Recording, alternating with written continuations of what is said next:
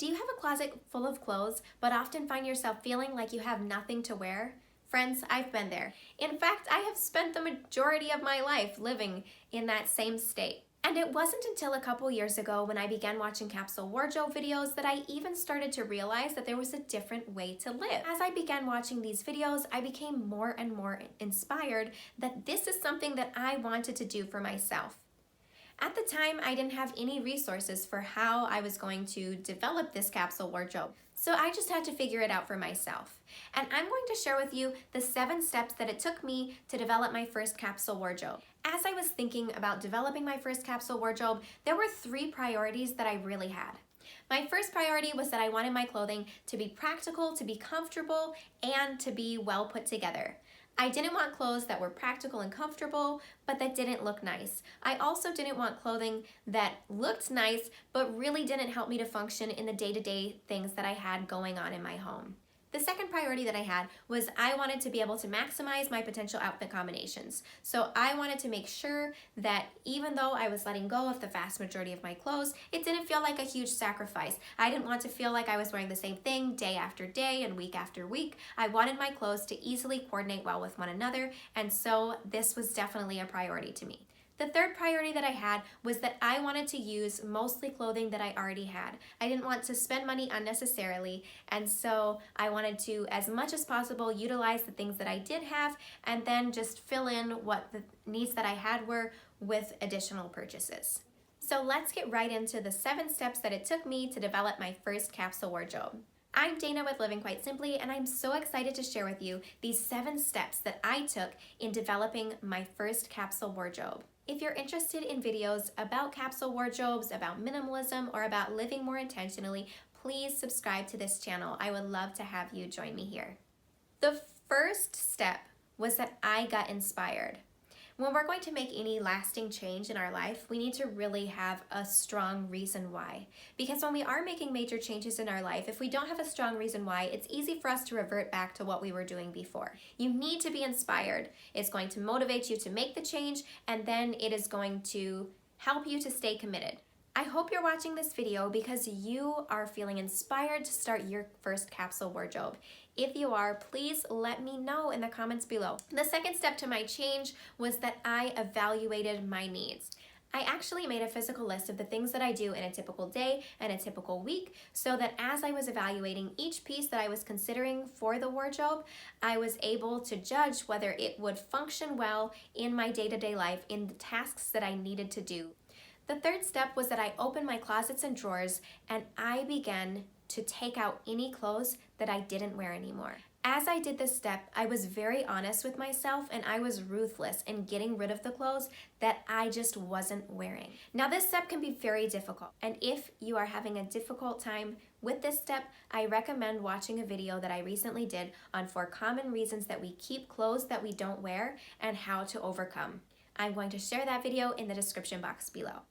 So as I was getting rid of these clothes, I packed them up right away. I wanted this process to be very orderly, and I knew that if I just kind of had piles around me with various things, that it would be hard for me to remember what each pile was, and I would have to go back through and reconsider what they were. So as I was getting rid of things from my closet and from my drawers that I was no longer wearing, I immediately boxed those things up and marked the box so that I knew that those things were giveaway.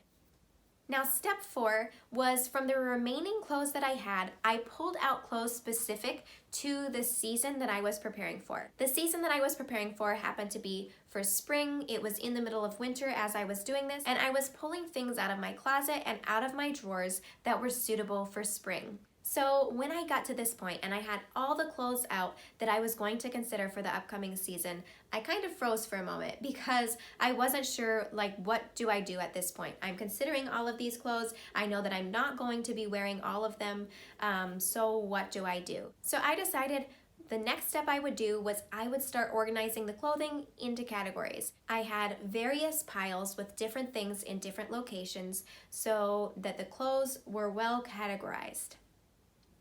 This was step 5. For the 6th step, I would pick one item and I would place it on the ground with all coordinating pieces that would go well with that item.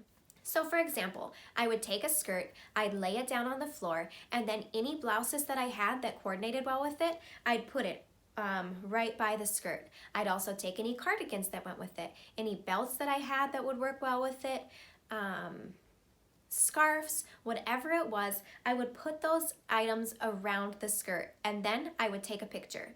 I went through my pieces piece by piece and I did the same thing. Now, as I was going through this process, a few things started becoming evident pretty quickly. First of all, there were certain items that obviously weren't going to work well for that season because I didn't have many items that would coordinate well with that piece, and I wasn't willing to buy a lot of items that would coordinate with that piece. So I had to decide whether I was going to box that up so that I would have it in the future to consider for future seasons, or whether I was going to get rid of it. The second thing that became very clear was that I needed some type of a system that was going to help me to deal with patterns. I really like patterns, particularly florals, and I had a number of floral blouses and a number of floral skirts, and not to mention floral cardigans and floral dresses, and coordinating all of those things together is pretty tricky. So I knew that in minimizing my wardrobe, I needed some type of a system for managing patterns. So I'm going to share with you the system that I came up with, but this certainly isn't the only system that would work for patterns when you are considering a capsule wardrobe. I do see that oftentimes when people are putting together a capsule wardrobe that they avoid patterns entirely. Now, I don't know if that's out of personal preference or if it's because working the patterns into the system can be a little bit tricky, but I think that it can really be easy as long as you have some type of a system set up. So what I decided for that first season was that I was going to have floral dresses and floral skirts, and anything else in my wardrobe was going to be a solid. Now, honestly, this was the hardest part for me in putting together my capsule wardrobe, was parting with some of my floral blouses and my floral cardigans. But it really made sense, and also the things that I wasn't going to be using for that season, it didn't mean that I was getting rid of them entirely, although some of them I did end up getting rid of entirely. But it was a very worthy sacrifice, and really, I mean, in the scheme of things, that's not really a sacrifice. In certain seasons, I do the opposite. Because I didn't want to get rid of all my floral tops, I decided that what I would do was in certain seasons, I would have floral tops and then have solid bottoms. And for my dresses, I have decided that I will always have floral or some type of patterned dresses. And you know, I do have solid dresses as well. Even in putting together my children's wardrobes, I find that it's just a lot easier to focus on having just patterns in a certain area. And for me, I find that it's easiest to just have solid cardigans. I did have to say goodbye to one cardigan that I really, really enjoyed. But it just didn't make sense for what I was trying to do. And sometimes you need to make these minor sacrifices in life to make something bigger work. And I think that it's a virtue to develop those smaller habits because it helps us to make bigger sacrifices in the future when we need to.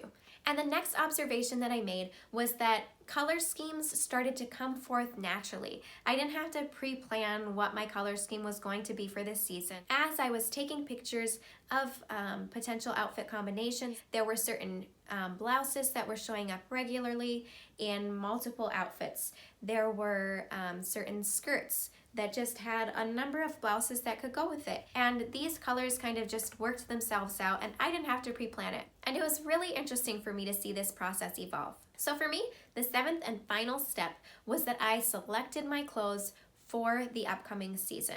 Now I did this based on a few things. I did it first based on the pictures that I had taken of the various clothing pieces. So I actually considered one piece at a time. So as I consider each piece, I look at the pictures that I've taken on my phone and I determine how many times did I see this blouse coming up. If I only saw it coming up twice, I'm not going to keep it out for my wardrobe because there aren't many possible outfit combinations that I can wear with this blouse. I'm also considering for each piece whether it is practical, comfortable, and well put together because that was also a priority that I had. Also included in the step of selecting my final pieces for my capsule wardrobe was purchasing any pieces that I did need to purchase.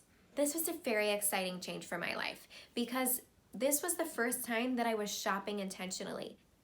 I had picked out the clothing that I was going to be wearing for the upcoming season, and then I found gaps that needed to be filled in for that season, and I bought accordingly.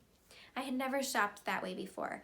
And that's something that I really enjoy about the capsule wardrobe, is it really does help you to think and to shop more intentionally. And I think that any choice that we're making intentionally is going to be a wiser decision. Capsule wardrobing really does help to prevent impulse buying, and often when we're impulse buying, those purchases just don't work out. I just want to share a couple final observations.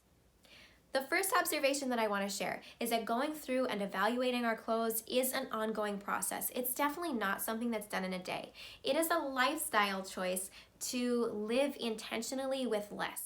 And so we just want to regularly evaluate whether various pieces of clothing are still working for us or not. Because just because something worked for us in the past doesn't mean that it's always going to in the future. The second thing that I want to share is that when you're creating a capsule wardrobe, don't feel like you have to get it done perfectly the first time. If you're finding out things that work and things that don't work along the way, then you are going through this process perfectly. As you go through the season and you realize that certain pieces aren't working for you or that you're going to need to add additional pieces, make those changes accordingly. But always remember that if you are recognizing a piece that's not working for you, to really take time to process why that's not working. As you take time to process what's working and what's not working for you, you are getting valuable feedback that's going to help you to develop a better capsule wardrobe for yourself in the future and to have a better understanding of your personal style and your personal preferences. And having that feedback will help you to make better informed purchases in the future.